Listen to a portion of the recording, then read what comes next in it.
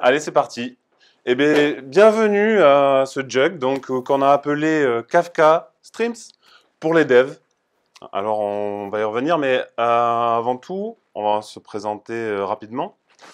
Du coup, voilà, moi je suis Michael Krog, je suis Scrum Master et développeur donc, chez CGDIM, mais bientôt je lance Novencia Toulouse, un cabinet, et on va lancer une offre Smart Data et Agilité DevOps. Voilà. Et mon collègue. Romain Chartier, je suis architecte chez CGDIM, une société qui fabrique des solutions logicielles pour la santé. Et donc, allons-y. Alors, en fait, ce soir, on n'aura pas le temps de voir tout Kafka. Donc on s'est dit, bon, on va limiter la session. Et comme on est dans un jug, dans un meeting orienté développeur, en fait, on s'est dit, ok, alors moi en tant que dev, qu'est-ce que je peux faire? Comment je prends en main Kafka et comment je développe un POC rapidement pour faire du développement fonctionnel en fait. Avant tout, avant d'en arriver là, on a quand même besoin de vous présenter les concepts de base de Kafka, puis de Kafka Streams. Et ensuite, dans la deuxième partie, puisqu'on est dans un meeting de développeurs, on va faire du live coding. D'accord? Alors, on ne pourra pas tout voir. On ne verra notamment pas la partie Ops. On ne verra pas les détails qui font la magie de Kafka, c'est les détails dont vous avez sûrement entendu parler dans différentes présentations. Non, on va se concentrer sur la partie dev. On ne verra pas aussi pourquoi c'est performant. On le prend un peu pour acquis, mais c'est pour se concentrer sur notre code. Alors, une petite introduction de Kafka. Kafka, qu'est-ce que c'est? C'est un système de messagerie en mode publish-subscribe. C'est un système qui est distribué, scalable et tolérant aux pannes. C'est la notice. Les stockages des messages sont faits sur un fichier qu'on appelle le commit log. On y reviendra. Et en fait, la particularité, c'est la persistance des messages. Les messages consommés restent. C'est la différence principale, notamment avec RabbitMQ. C'est aussi en fait une plateforme de data streaming. On va gérer des flux de données qui arrivent dans notre système et puis on verra ce qu'on peut en faire. C'est Kafka Streams. Autour de ça, il y a tout un écosystème et une communauté grandissante. Donc il y a des outils comme Kafka Connect, MirrorMaker, tout un tas d'outils qui vous permettent de monitorer votre production et d'avoir plein d'interfaces graphiques qui vous aident à gérer Kafka. Alors on attaque. Nous, ce qu'on a prévu, c'est d'apprendre petit à petit les concepts dont on a besoin pour le live coding. En apprenant ces concepts, on va aussi apprendre petit à petit le vocabulaire de Kafka, parce que c'est quand même important. Donc on est dans un système où on veut échanger des messages. Alors comment on fait? Imaginons qu'on est Victor le producteur de messages qui veut discuter avec Béatrice la consommatrice. D'accord? Pour ça, il va envoyer un message. Le problème, c'est que qu'est-ce qu'on fait quand Béatrice n'est pas disponible? On est dans un mode synchrone.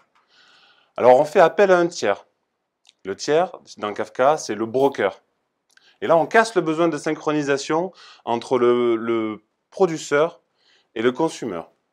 Donc, bienvenue à Kafka. Dans Kafka, la gestion des messages est un peu particulière. En fait, notre broker, quand il reçoit un message, il le prend et il va le placer sur une espèce d'étagère qu'on appelle la partition. Cette partition, c'est un fichier de log dans lequel les messages vont être ajoutés les uns à la suite des autres. Et seulement ajoutés. C'est important. Finalement, notre producteur, quand il arrive, il envoie le message, il le place les uns à la suite des autres. Et on peut voir sur le slide que les prochains messages vont s'enchaîner. Maintenant, voyons un peu la consommation. Alors, pour consommer nos messages, on a un consumer. Et l'échange se fait par une notion qui est importante, ça s'appelle l'offset. L'offset, il a deux particularités. En fait, il a Pour le broker, l'offset représente l'index du message sur la partition. Et du coup, comment on fait référence à ce message sur cette partition. Et c'est très important, pour le broker, l'offset ne change jamais. Il est figé dans le marbre. Pour le consumer, c'est un peu différent. L'offset, en fait, c'est sa position de consommation. C'est ce qu'il va l'envoyer au broker pour aller consommer les messages. Quand un consumer démarre la consommation, en fait, il dit « Hello, broker, j'ai besoin de consommer des données, dis-moi où j'en étais. » Le broker répond « Tu en étais à l'offset 0. » Très bien, donc je démarre ma consommation à partir de l'offset 0. Très bien, le broker lui donne le message à l'index 0. On est d'accord qu'il donne une copie, il garde tous les messages. Et pendant ce temps-là, le producteur, lui, il fait rien, ou il produit d'autres messages. Bref. Une fois que le message a été consommé, le consommateur dit « Hey broker, salut, j'ai consommé mon message. » On appelle ça committed offset. Et alors c'est important parce que si le consommateur tombe, il peut revenir à la vie et demander au broker où il en était. Donc ça c'est important pour la résilience et la tolérance aux pannes. En fait, quand on commit l'offset, il y a plusieurs modes. Il y a le at most once, qui garantit que on envoie, les messages ne sont jamais dupliqués, mais peut-être qu'on peut en perdre, c'est pas grave.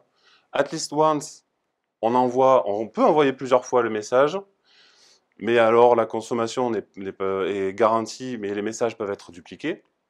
Et enfin, il y a l'exactly once. La consommation du message est garantie, et ça sans duplication. C'est de la consommation transactionnelle.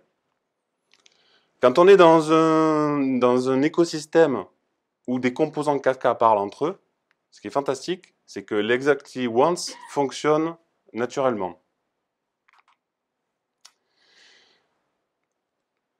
Maintenant, comment fait Kafka pour être performant quand il y a beaucoup de messages? Alors, on peut voir que la charge de travail augmente.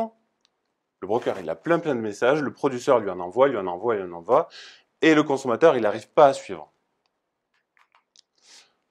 On pourrait se dire qu'on se partage le travail avec deux consommateurs, mais en fait, Kafka l'interdit. En fait, ils sont partis du principe, ils autorisent un seul consommateur sur une partition, parce qu'en fait, c'est pas leur façon de gérer la parallélisation.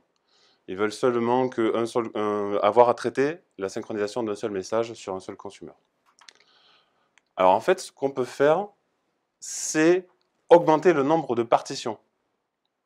Notre broker, il va avoir stocké ces messages sur 1 ou 2 ou 3 ou X partitions. Et donc, on peut avoir maintenant nos consommateurs qui viennent chacun consommer sa propre partition. Ce qui est bien, c'est que si un des consommateurs tombe, l'autre peut prendre sa place et consommer aussi les messages. On peut imaginer que le premier consommateur sera redémarré un peu plus tard et reprendra sa consommation. Alors, comment faire pour envoyer des messages sur plusieurs partitions? Eh bien ça, c'est le rôle exclusivement du producteur.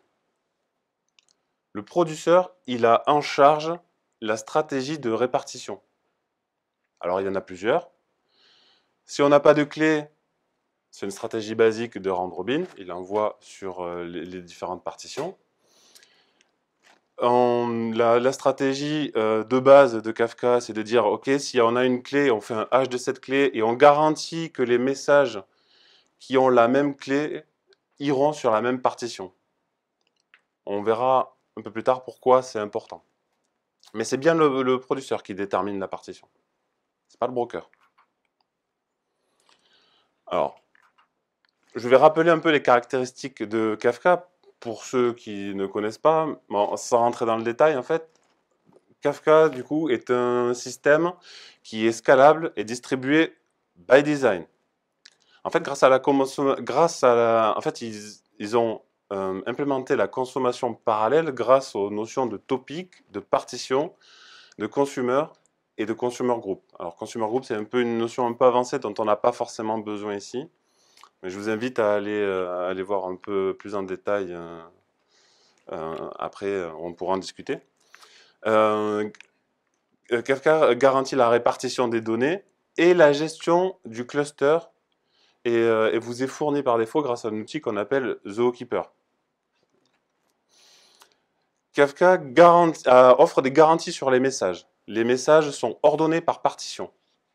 La donnée est persistée sur disque et si on est dans des discussions entre des composants Kafka, Kafka garantit l'exactly once, donc la consommation transactionnelle. Et vous l'avez sûrement déjà vu, Kafka est robuste et rapide. En fait, il est robuste, il offre la tolérance aux pannes grâce à l'écriture sur disque. Donc les messages sont écrits sur disque. Si le broker tombe, il redémarre et les messages ont été sauvegardés. Grâce à la gestion de l'offset, on en a parlé, on peut reprendre sa consommation où on en était. Zookeeper offre le clustering. Donc tout ça, ça permet d'être robuste. Et puis, on en parle rapidement, mais c'est important de le souligner. Kafka est rapide, en fait, grâce à l'écriture séquentielle au disque et la lecture et envoie des messages sans buffer. C'est pareil, c'est une notion, on n'en a pas vraiment besoin, on n'en a pas besoin ici, mais je vous invite à aller vous renseigner dessus où on pourra en discuter. Donc, pour résumer, Kafka, c'est un middleware orienté message. On a vu que Kafka a plusieurs notions. Donc la notion de topic, le sujet sur lequel on adresse des messages, la notion de broker qui va gérer les partitions, et la notion de broker, donc du serveur qui gère les messages et l'écriture des messages. On a ensuite la partie Kafka Client qui donc permet de consommer et produire des messages. Donc le producteur s'appuie sur celle-ci pour envoyer ces messages et gérer le choix de la partition. Le client s'appuie dessus pour la gestion de l'offset et la consommation. Et puis, on a parlé un petit peu de Kafka Streams en début, et là, on va y rentrer en détail. Voilà. Kafka Streams, qu'est-ce que c'est? Kafka Streams, c'est d'abord du stream processing. En fait, le stream processing, c'est un paradigme de programmation qui est très proche de l'event-based ou de la programmation réactive. Donc en fait, quand on a un stream processing, on reçoit des événements dans notre système et on va agir dessus. La différence principale se fait parce qu'on va gérer des paquets de données qui vont nous arriver de manière continue. C'est pour ça que j'ai parlé de real-time micro-batch. On a des données de vie on a des données qui arrivent par lot et qui ont des durées de vie limitées. Alors, on se sert du stream processing pour faire notamment du traitement de données à la volée. On va pouvoir extraire des données et les transformer. On peut faire de la validation, de l'extraction, de l'enrichissement. Derrière, en général, on l'associe au domaine spécifique language, où on va faire du traitement fonctionnel, comme de l'agrégation de données, des jointures, du filtre, des branches. On peut les compter, les sommer, etc. Et ensuite, avec le stream processing, souvent, on a la notion d'intégration de données et de l'export. Grâce au stream processing, en général, on se plug sur un système externe, on reçoit des données, on fait un traitement fonctionnel et on pousse les données. Et donc, Kafka Streams, c'est ça, c'est du stream processing, mais en couche au-dessus de Kafka. Kafka Streams propose des sources et des sorties, les sinks, qui sont backés par des topics. Kafka Streams, en fait,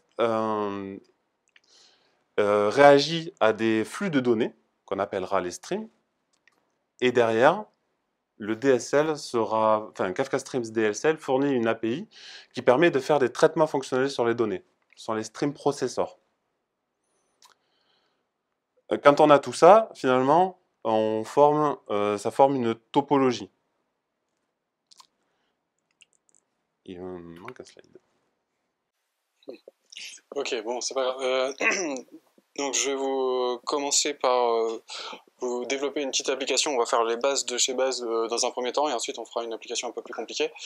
Donc là, ce qu'on a vu, Kafka Streams, c'est vraiment pas le broker, hein. C'est une bibliothèque qui permet de faire un petit programme qui va tourner à côté sur quelque part et qui va consommer les topics et faire du traitement avec. Et donc on va commencer par la base. Donc je vais aller sur... je vais faire en Spring, si j'ai le navigateur qui passe. Ouais, ok. Donc, de quoi on a besoin pour faire une application? Donc, moi je suis plutôt Gradle 1, 2, 1, 3, machin, nanana. On a besoin de Kafka Streams uniquement, et puis nous on va simplifier la vie avec Lombok pour les logs, etc. On crée le projet.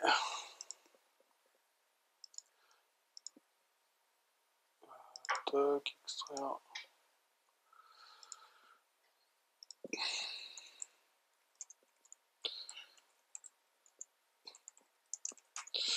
Donc, on va démarrer un petit peu le projet. Je vais mettre en Java 10. Je suis con, il y a l'écran qui est là en fait. C'est plus simple. Donc, première étape, une fois que Gradle aura fini son démarrage,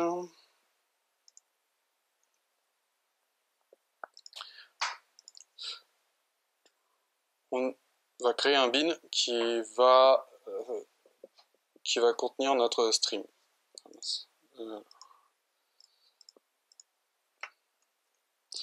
Ça va démarrer assez vite. Il faut juste premier fichier.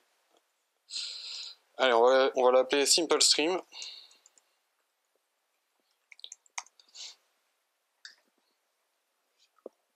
Ah, faut afficher plus gros, pardon. De toute façon, une fois que je veux juste qu'il démarre mon premier bin et après ce sera bon. On peut pas zoomer, hein. Ah mince, du coup, j'avais pas prévu de changer ça en live.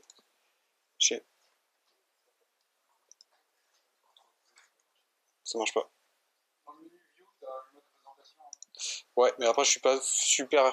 Ouais, ok, bon, je vais démarrer avec ça, on va voir ce que ça donne. Je suis pas du tout sur la bonne fenêtre.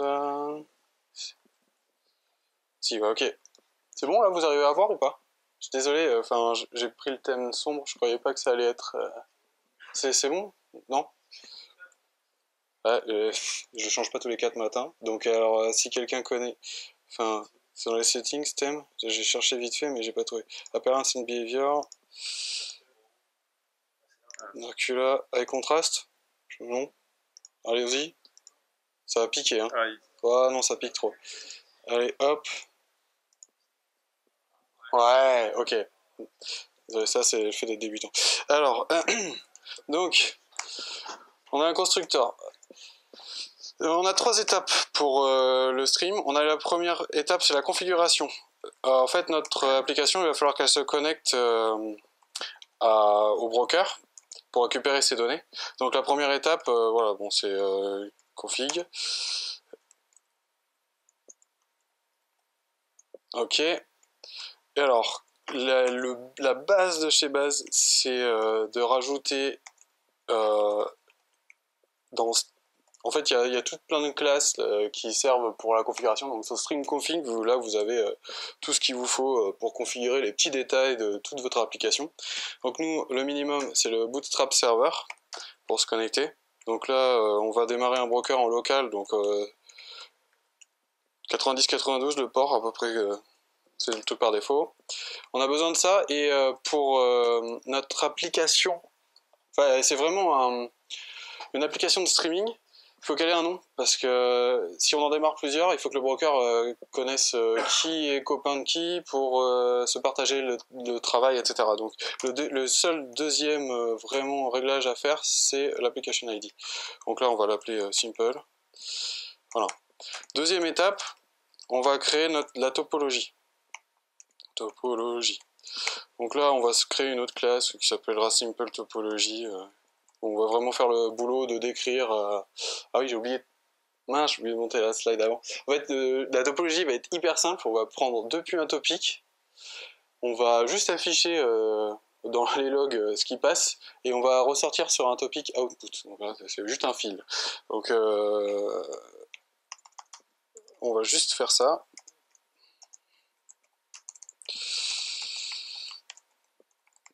Ok.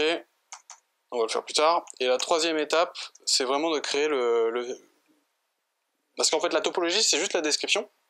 À partir de cette description, la bibliothèque, ce qu'elle va faire, c'est qu'elle va créer le stream en lui-même. Donc, à partir de la description, ça crée d'autres objets. Donc là, on va créer vraiment le stream. Donc, Kafka streams, ou Kafka streams, est égal à new Kafka streams 2. Donc là, premier argument, ça se voit pas là, la topo. Donc on va faire un petit truc sympa, get topology, et la configuration. Donc avec ça, on a déjà fait le gros du code, quoi. Bon, là le problème c'est que une fois lorsqu'on instancie ça, le stream, ce qu'il va juste vérifier, c'est qu'il arrive à se connecter au broker. Il va se connecter avec un client qu'on appelle admin, et il va aller vérifier que les topics existent. Enfin, il va faire plusieurs vérifications, mais c'est pas pour ça que le traitement va commencer.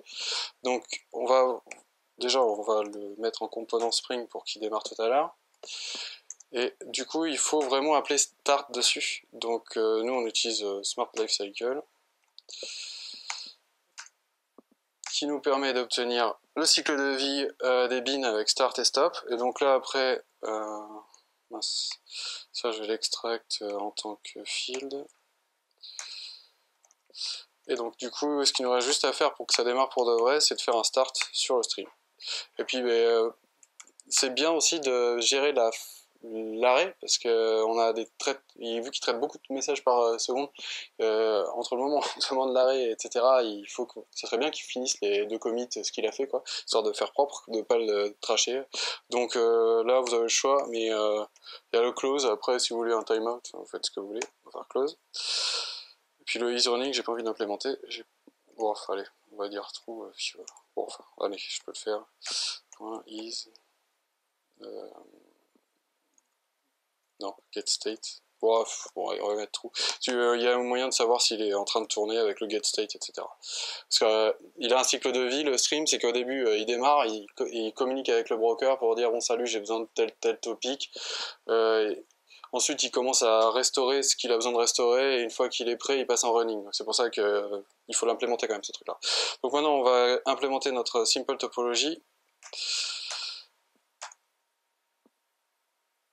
Hop, et puis tant qu'à faire, pour le getter je le ferai après, bon c'est pas grave. Tac. Donc maintenant on va décrire ce que l'on veut qu'il fasse. Donc pour construire une topologie, on a besoin d'un builder. Donc là, je n'ai pas pris le bon. Kafka streams. Désolé, c'était builder est égal à new string builder. À la fin, donc là on va faire créer, je sais pas, on va faire une méthode create topology pour simplifier. On va lui filer le builder qu'on aura besoin. Et ce qui est bien aussi, c'est de pouvoir afficher dans les logs au démarrage, ça nous sauve la vie quand on est en dev, d'afficher vraiment la topologie qui va démarrer. Et ça affiche un texte, on va le voir tout à l'heure. Ça nous permet de vraiment savoir si on a raté quelque part. Et puis même parfois pour optimiser les topologies, parce que on peut utiliser d'autres opérateurs pour simplifier, etc. Donc on va faire create topology. Et donc builder.build, ça retourne je vais y arriver, une topologie. Tac, je l'extracte en tant que fil. Hop. Et puis un petit coup de log slf4j. log.info. Alors, on va afficher un petit... Je mets un anti/n parce que sinon c'est dégueulasse. Topologie.describe. Et là, ça va nous permettre de l'afficher. Et puis, bah, le seul truc qui nous reste à faire, c'est return de topologie. Et là, on a quasiment le code qui fonctionne. Donc maintenant, on rentre dans le vif du sujet. On va créer notre première topo. Donc là, ce que j'ai dit, c'est qu'on va lire depuis un topic qui va s'appeler input. Donc on prend le builder et on peut faire un stream à partir de ce topic. Donc le topic, on va l'appeler input. Voilà. Et ça nous retourne un input stream. Donc là, on va se retrouver avec tous les messages qui viennent du topic input. Et là, comme on peut voir, là, il m'a généré un castream. Donc c'est vraiment cet objet-là qu'on avait vu dans la topo, là, qui permet d'avoir le flux de données. Et puis là, il m'a mis object. Sauf que nous, c'est pas des object qu'on va mettre dedans. Hein. On va mettre vraiment, on va mettre string. Et enfin, vous pourriez mettre vos objets à vous. Mais alors, en fait, ce que ça dit, c'est que mettre juste ça, c'est presque suffisant dans 0% des cas. Dans la vraie vie, il faut vraiment préciser ce qu'on a mis dans le topic. Parce que le broker, lui, ce qu'il enregistre, c'est des tableaux de bytes. Et donc, que ce soit du JSON, du Lavro ou du protobuf, il sait pas. Donc, il faut lui fournir de quoi désérialiser. Donc, là, il fournit ce qui s'appelle des CRD, serialiseurs, désérialiseurs. Donc, nous, on va prendre, vu qu'on fait du string, ça va être très simple parce que c'est livré avec. Voilà, donc il y a un message, c'est une clé, une valeur, des entêtes, des timestamps. Nous, on va travailler avec clé, valeur, déjà, c'est pas mal. Donc, il faut déterminer comment on désérialise la clé et la valeur. Donc là, ça y est, on commence à consommer. Donc après, on a tout un DSL qui va nous permettre de faire plein d'opérations sur ce stream. Là, nous, on va juste faire un truc qui fait rien, enfin, qui prend le message et puis qui le ressort aussitôt, mais qui peut pas vraiment faire d'opération dessus. Et on va loguer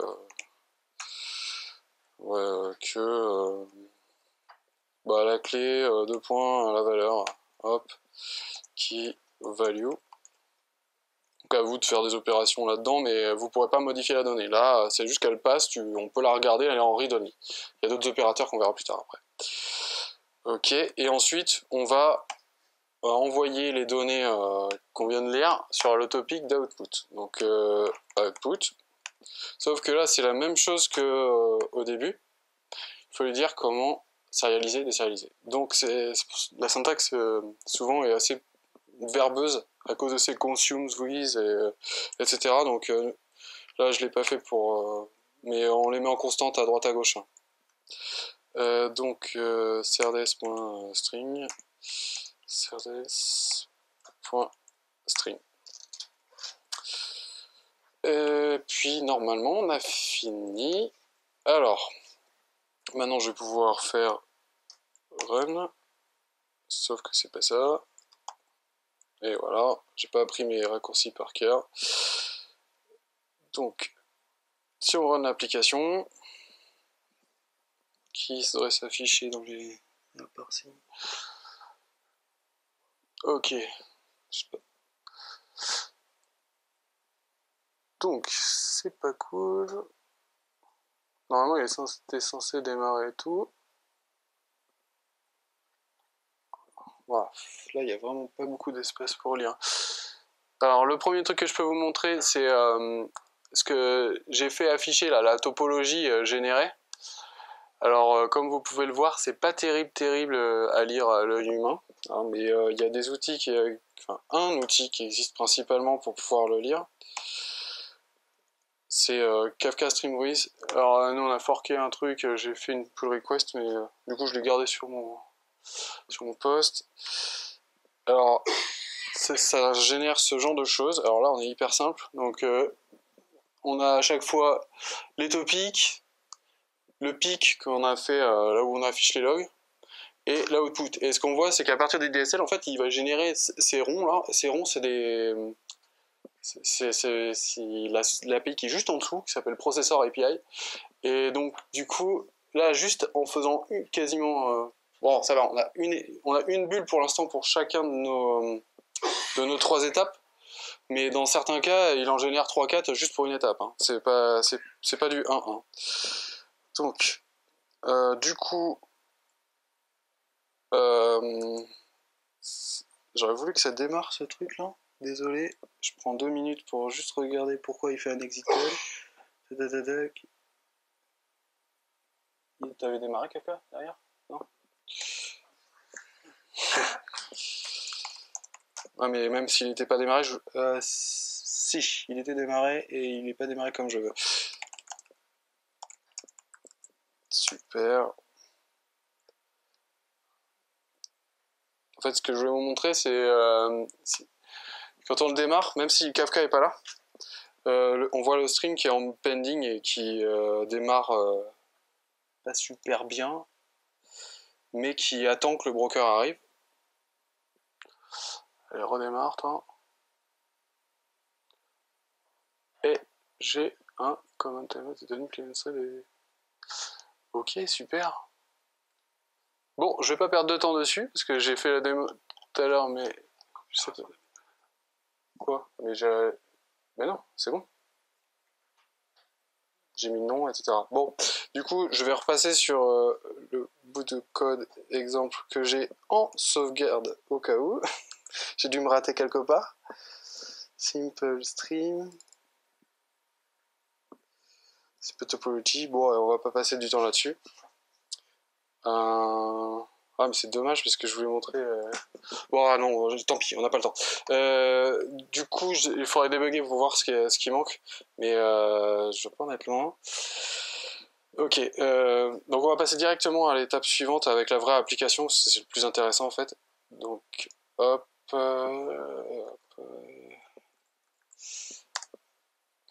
Donc l'étape suivante c'était pour dire que pour développer, si vous avez besoin d'un broker sur votre poste, si vous voulez vraiment démarrer l'application et commencer à interagir avec, donc il y a une image qui existe, qui est faite par une société Landup qui fait de l'outillage, de l'UI, etc.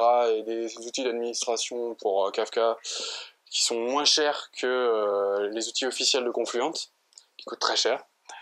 Donc ce qu'il y a de bien, c'est que l'image, c'est une image Docker, mais il y a tout dedans. Il y a le broker Kafka Connect, que je ne vous présenterai pas là, mais qui permet de transiter des données depuis le broker vers d'autres systèmes, genre Elasticsearch, des S3, j'en sais rien. Zookeeper, la schéma registry, parce que là, jusqu'à présent, on s'est amusé avec juste l'exemple, j'ai fait des objets avec juste des chaînes de caractères, sauf que dans la vraie vie, on utilise des objets qui sont un peu plus complexes. Et là, la propriété de Kafka, c'est de garder les données, donc on est content d'avoir un truc qui va garantir qu'on ne pète pas le schéma et d'être sûr que notre application future saura toujours lire les vieux messages. Enfin, tout plein de choses comme ça qui sont vraiment très problématiques avec Kafka, parce que Kafka n'oublie rien, si on l'a bien configuré. Et voilà, bon, plein de UI, etc. Donc bon, je démarrais tout à l'heure, voici, je vais le démarrer comme ça, je vais préparer. Et ce que je voulais dire aussi, c'est que avoir le broker, c'est une chose, mais aussi on a besoin de créer les topics en amont. Alors quand on est en dev, quand on démarre cette image-là, elle est configurée pour que dès que vous allez dire au broker « Salut, est-ce que le topic Toto existe ?» S'il n'existe pas, il le crée, et puis voilà. Mais il le crée avec une seule partition. Donc pour détecter les problèmes, les plus gros problèmes qu'on a, c'est souvent qu'on n'a pas assez de partitions, justement. Et en plus en mêlée, si on n'a pas les bons nombres de partitions sur toute la topologie, on se retrouve avec des messages qui se paument, qui sont pas... Enfin bon, c'est... Donc vaut mieux maîtriser dans une préphase de bien créer les topics et avec le bon nombre de partitions, sinon vous rentrez dans des trucs, c'est compliqué à débugger. Donc du coup j'ai un petit script que je vais vous montrer qui me permet de provisionner tout pour la démo.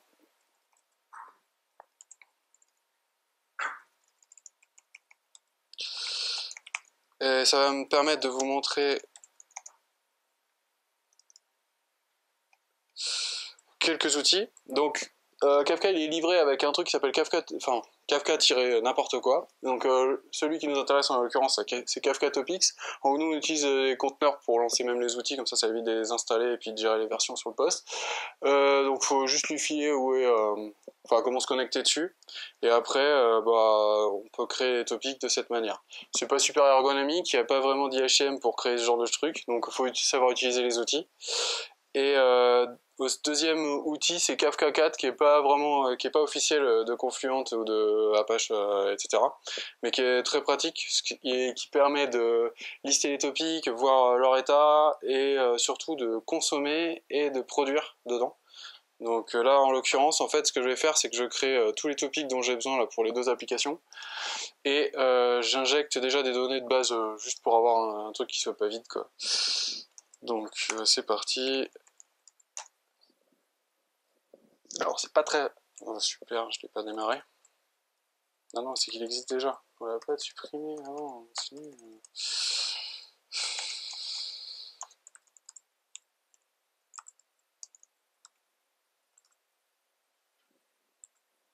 L'effet démo, quoi. J'ai perdu mes fenêtres. J'ai un truc qui tourne.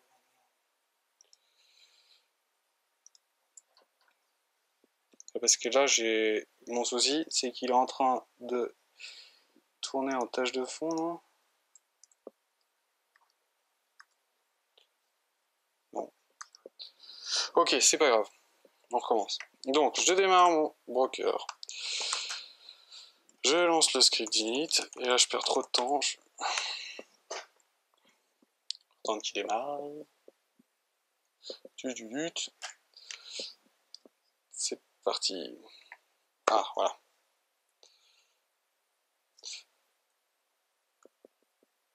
Donc en attendant, je vais vous montrer le but de la deuxième application.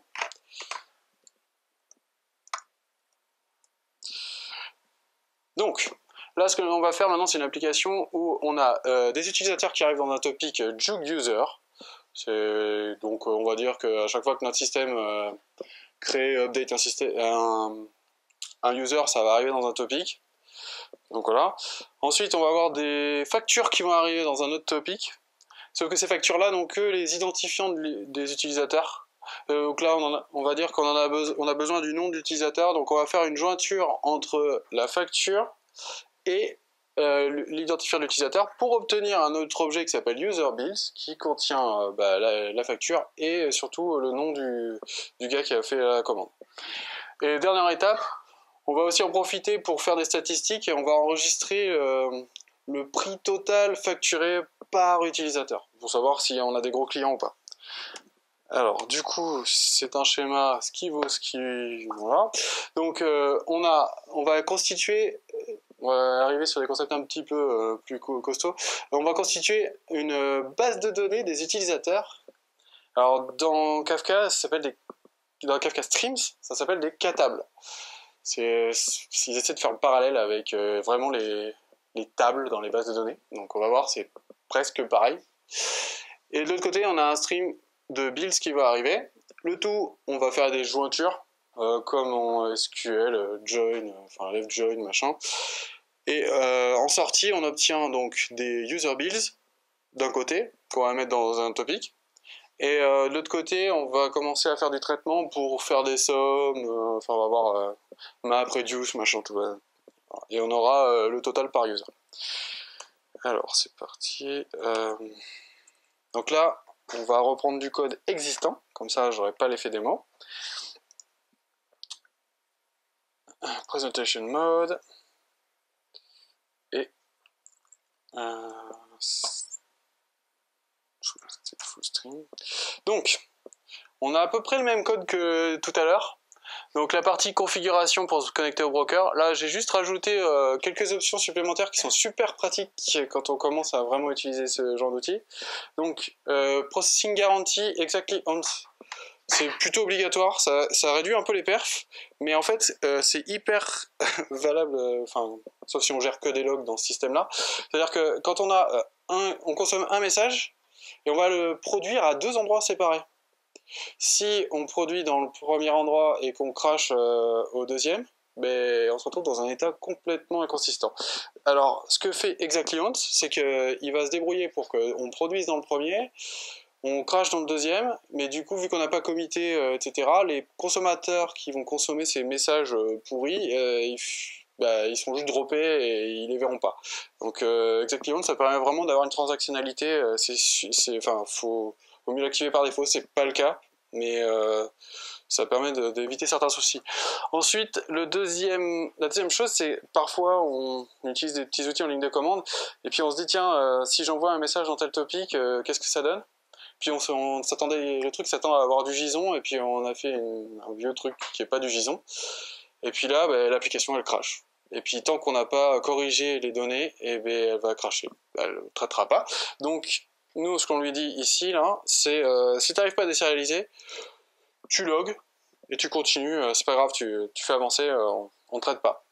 Alors je vous conseille de réimplémenter votre propre handler parce que en général, on ne veut pas ne pas traiter un truc.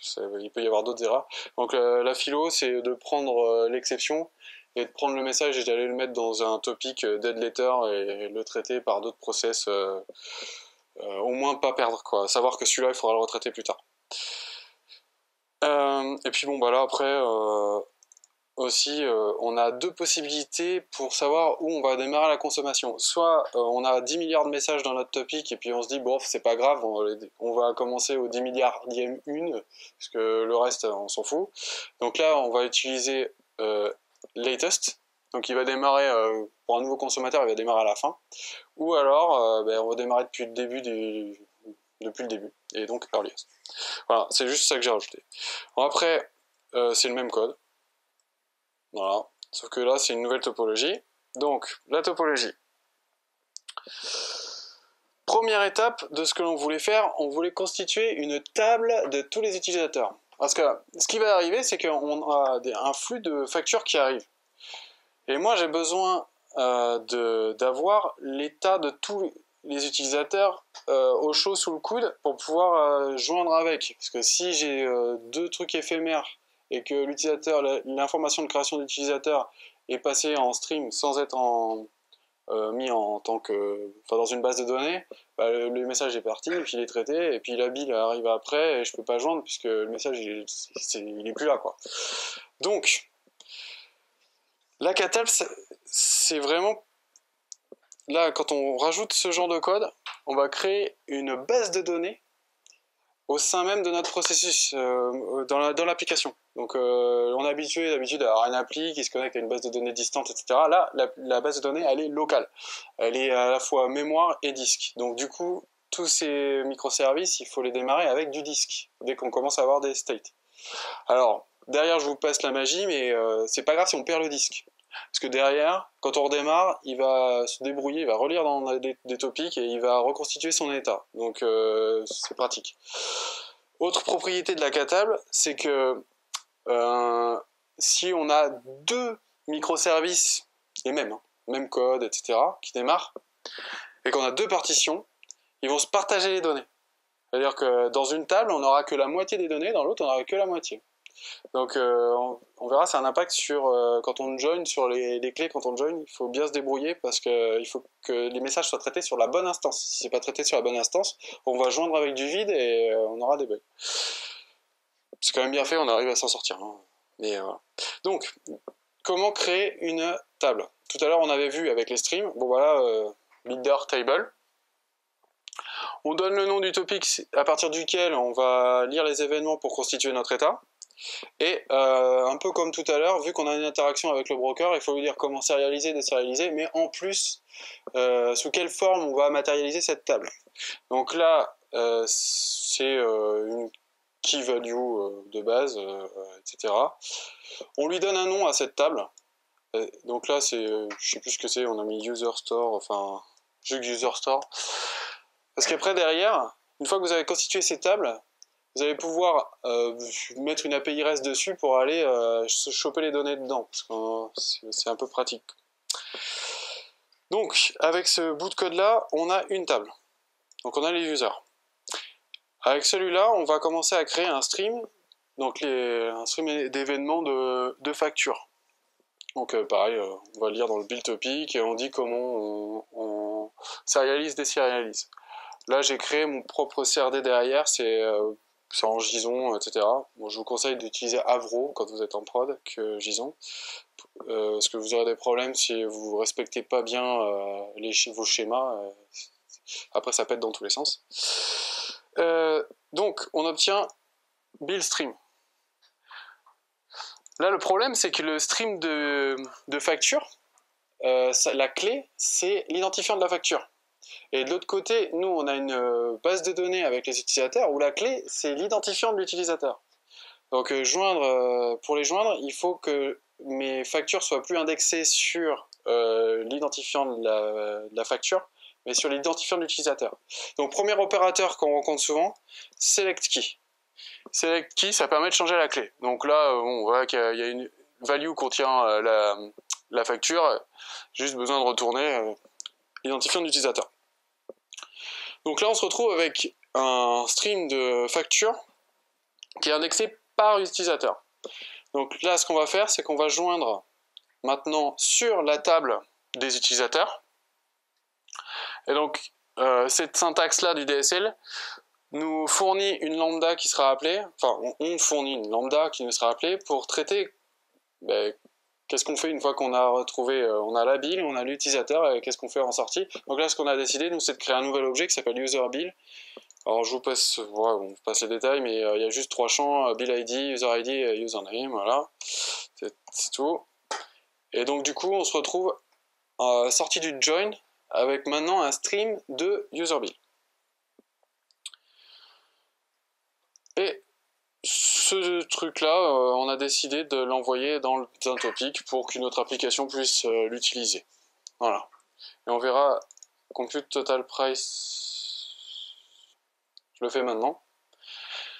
Alors, donc si on reprend le schéma vite fait, ce qu'on voulait là avec le code là, on a fait ça, la jointure et l'arrivée dans ce topic. Ce qui nous reste maintenant, c'est on voulait faire les statistiques pour utiliser des opérateurs un peu plus compliqués. Donc, on va repartir du topic qui est indexé par utilisateur, parce que ce qui nous intéresse, c'est des statistiques par utilisateur. Donc du coup, tant qu'à faire, on reprend directement à cet endroit-là. Donc j'ai un stream de facture indexé par utilisateur, ici. Donc, on a des opérateurs qui ressemblent vraiment beaucoup à Java Streams. Donc flat map, map. Sauf que là, c'est flat map values, parce que j'ai pas besoin de changer la clé. Donc là, ce qu'on veut, c'est extraire. Dans une facture, en fait, on a des lignes de facturation, et pour chaque ligne de facturation, on a des prix et puis l'objet qu'on achète. Donc là, premier élément, c'est qu'on part d'une facture qui a des lignes. Donc on l'éclate pour avoir les lignes. Ensuite, on map pour obtenir que le prix. Le tout, ce qu'on va vouloir faire, c'est agréger le total, donc sommer. Mais on ne peut pas sommer sans avoir groupé ces événements par pack. Alors c'est vraiment une syntaxe qui est là dans ce cas-là. C'est vraiment technique derrière. Parce que... je le passe. Bon, bref, on groupe. Et ensuite, on aggregate.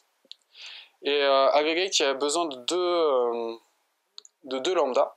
C'est l'état initial si on n'a pas encore eu de valeur pour l'agrégat. Donc là, pour la première facture qui arrive pour un utilisateur, du coup, notre somme, c'est 0. Easy. Et dans le cas où on a les lignes les différents prix qui arrivent, on fait la somme. Et on retourne la somme. Et dernière étape, parce que ça, du coup, c'est des opérations qui sont stateful. Donc il va nous générer un état, une table. Donc il faut encore se préciser comment on la matérialise. Donc un petit nom à la table si on veut pouvoir l'utiliser plus tard. Comment on enregistre les valeurs, enfin comment on les sérialise, désérialise, etc. Ok. Donc on démarre. Oups, c'était les tests. Cancel.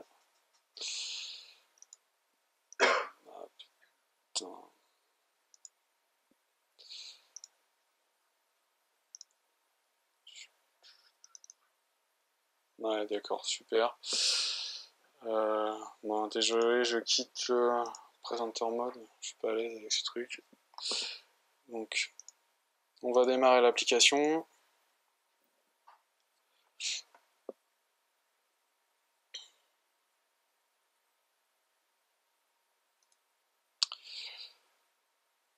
Ok, je vais juste vous montrer tout ce qu'on a fait vite fait, la topologie que ça génère pour que vous voyez bien que ça vient très vite. Hop, super, ça devient très vite pas lisible.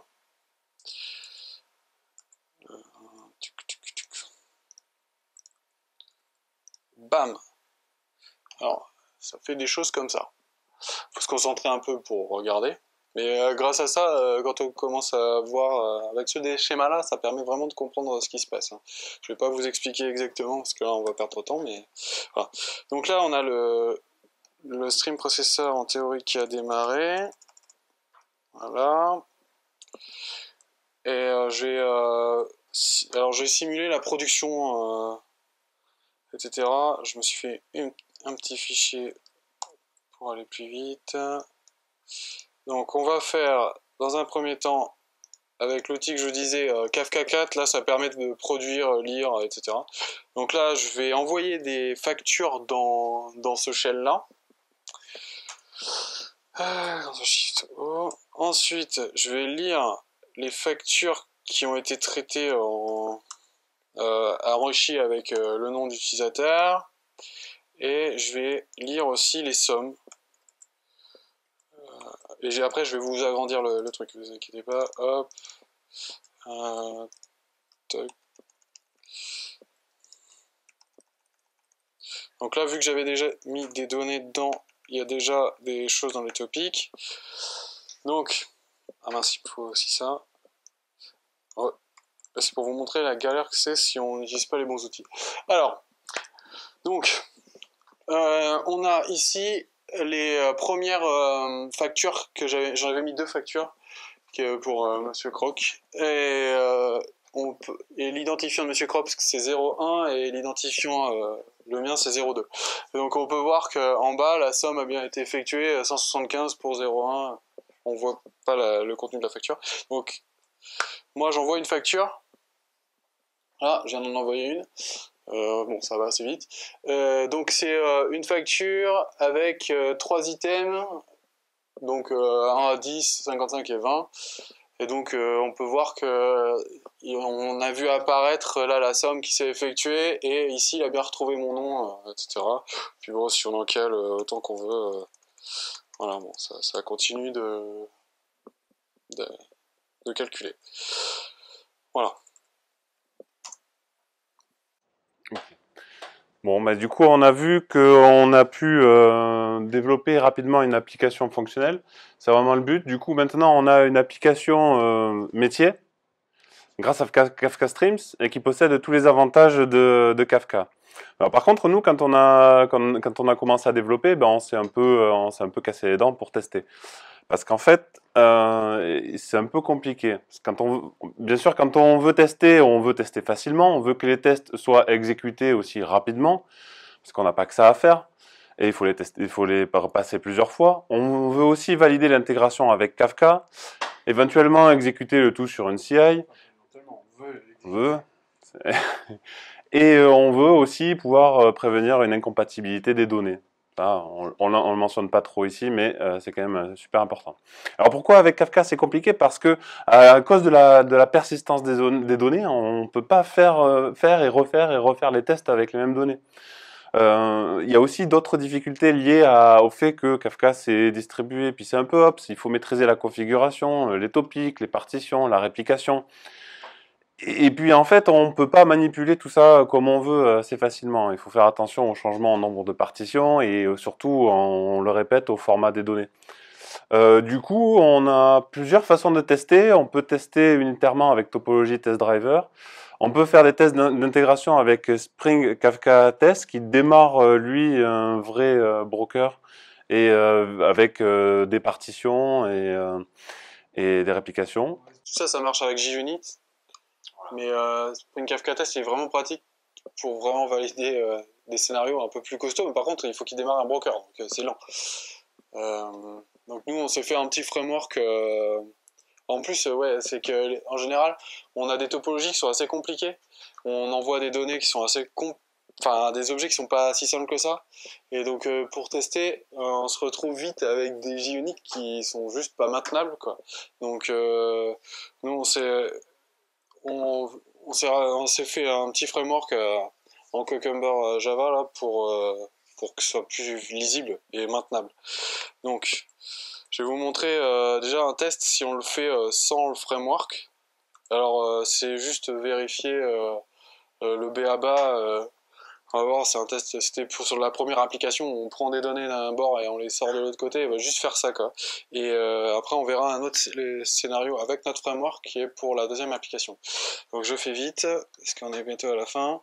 Donc, simple topologie test, mode présentation.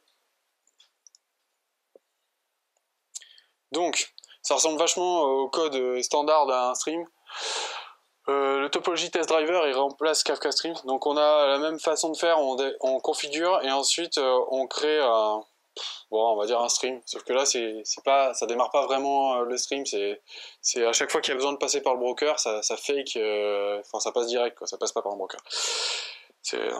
Donc là on se retrouve avec quand même tout l'outillage qui va bien, on peut envoyer des données dans un topic, on a un système de factory qui permet de créer facilement des messages avec le topic pour lequel il est destiné, la clé et la valeur, les timestamps, les headers, etc.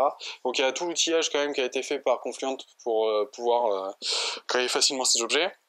Ensuite, on peut lire dans n'importe quel topic aussi. Et ils nous ont fourni un output verifier qui nous permet facilement de comparer vraiment les messages en tant que tels, parce que souvent il n'y a pas que la valeur qui nous intéresse à comparer, on veut aussi comparer les headers, les keys, etc. Alors faire des asserts longs comme le bras, ça sert à rien. Donc voilà, mais ça reste du unit, on comprend pas trop vraiment ce que ça teste, etc. Alors voilà, c'est pas très descriptif. Donc, du coup,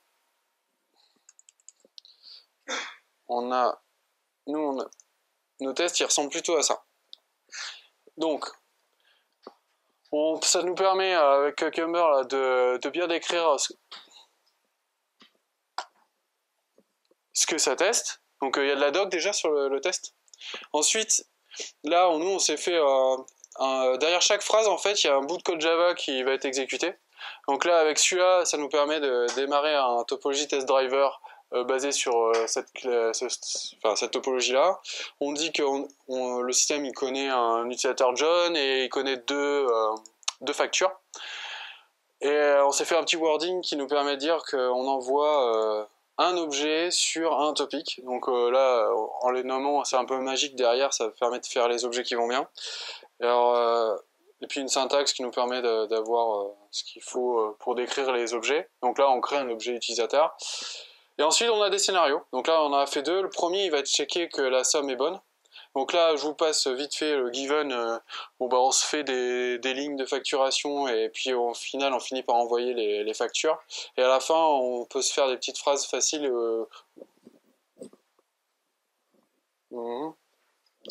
Désolé. Des petites phrases faciles pour aller tester que John, il a bien 190 €. Voilà. Et puis, voilà, ça cette tête-là. Et derrière l'implème, en fait, on se retrouve avec ce genre d'implème. Voilà. C'était tout ce qu'il y avait pour les tests. J'aurais pu les lancer, mais bon, on fera plus tard. Tu veux les lancer? Ouais. Ok, alors du coup, run. Attends. J'y arrive pas. Projet. Je vais lancer tous les tests. Ils sont où? Allez hop. Non, ce qu'il y a de bien, c'est que ça se lance assez vite. Donc, avec Topology Test Drive. Ah non, mais ok. Hein. C'est dommage.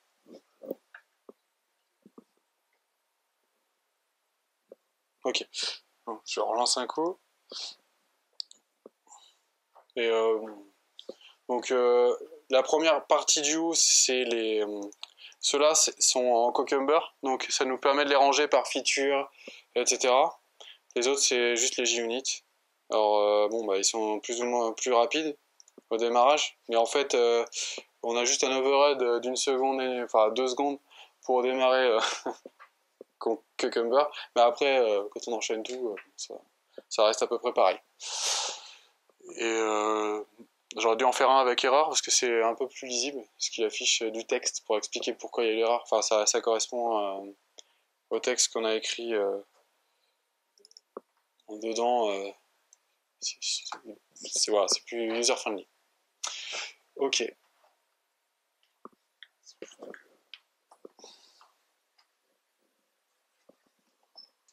C'est hyper important le test, hein. Sinon on s'en sort pas.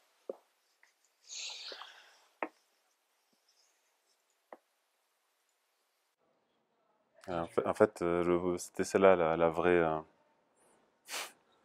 Ah d'accord. Il manquait des trucs.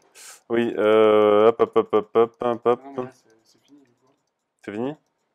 Ouais, c'était juste la dernière page en fait. Sauf que c'est en train de mourir là. Oui.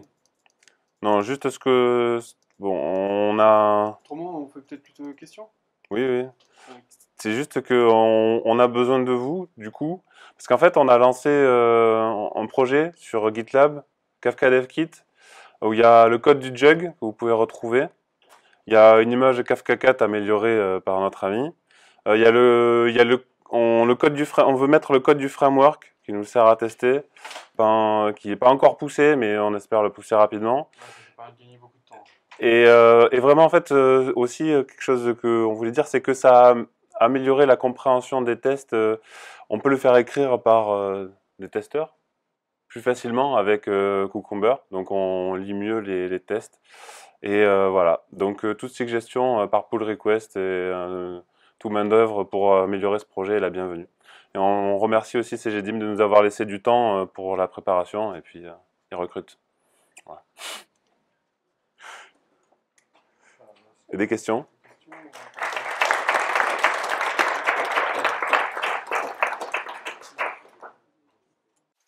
Non, c'est bon, pas de questions? Je suppose que oui, mais Kafka, c'est complètement indépendant de la couche de transport. Les messages qui vont partir des producteurs par le broker et être consommés, est-ce que c'est souvent là-dedans pour le network qu'on perd du temps? Oui, alors justement, c'est pour ça qu'on avait marqué, c'est du micro-batch. Il faut répéter la question. Parce que Ah, pardon. Oui, alors c'est vrai qu'on s'attend à ce que Kafka soit pas rapide parce qu'il est obligé de passer par le réseau pour faire les échanges. Mais en fait, tout le framework derrière nous feinte. Parce que on croit qu'on consomme message par message. En fait, non, on consomme des trains de messages. Donc, je sais pas, enfin, suivant les réglages, on est déjà à plus de 1000 messages d'un coup, quoi. Donc, bien sûr, si on a un producteur qui fabrique un message par seconde, on va le traitera un par un, quoi. Mais la plupart du temps, quand on est sur des systèmes qui commencent à avoir vraiment beaucoup d'events, c'est par gros pack. Et la limite, c'est justement ça qu'il faut tweaker après. Il y a la taille de ce qu'on ramène, etc.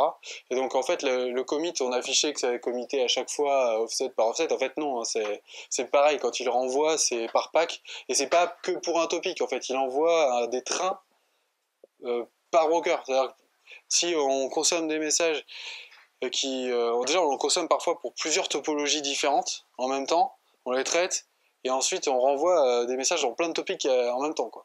D'accord. En gros, il y a toute une partie de transport qui est gérée par le framework. Ah ouais, ouais. Même c'est la bibliothèque cliente. Hein.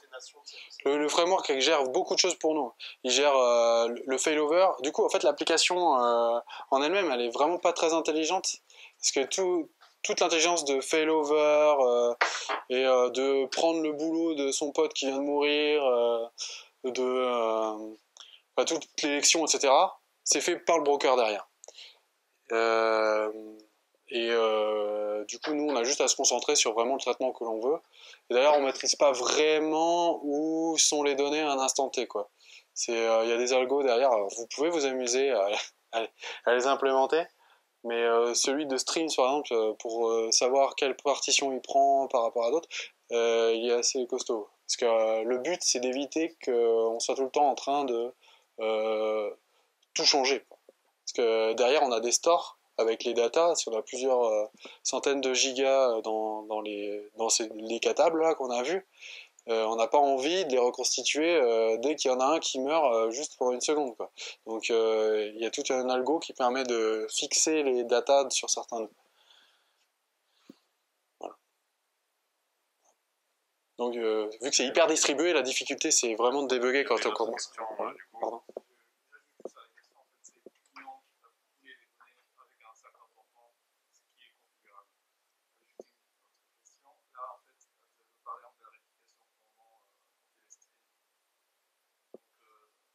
La-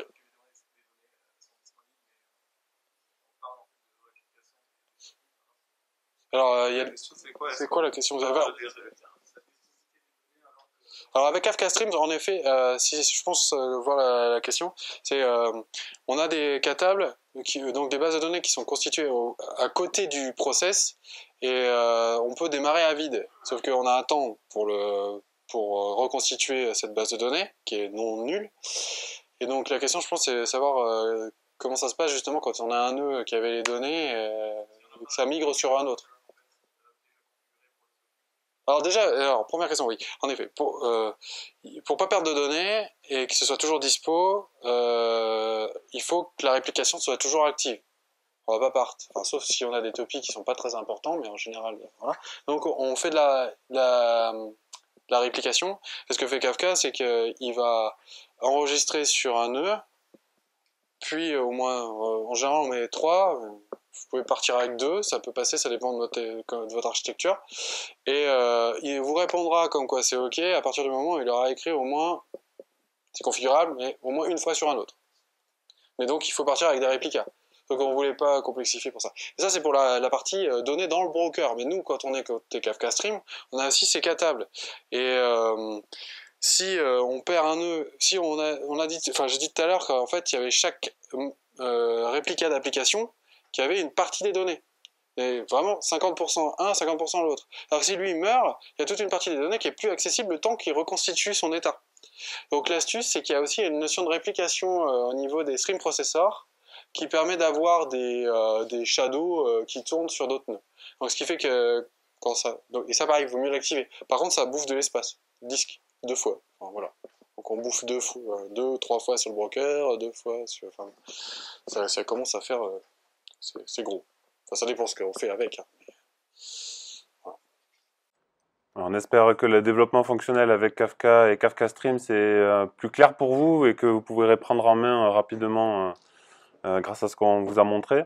N'hésitez pas à aller sur le code du Jug, prendre ce qu'on a fait et jouer avec, démarrer. On a fait la partie simple. Hein, ouais, on a fait la partie simple. Les opérateurs, on a juste fait les 2 trucs simples.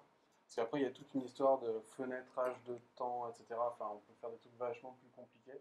Voilà. Bon, Merci. Merci.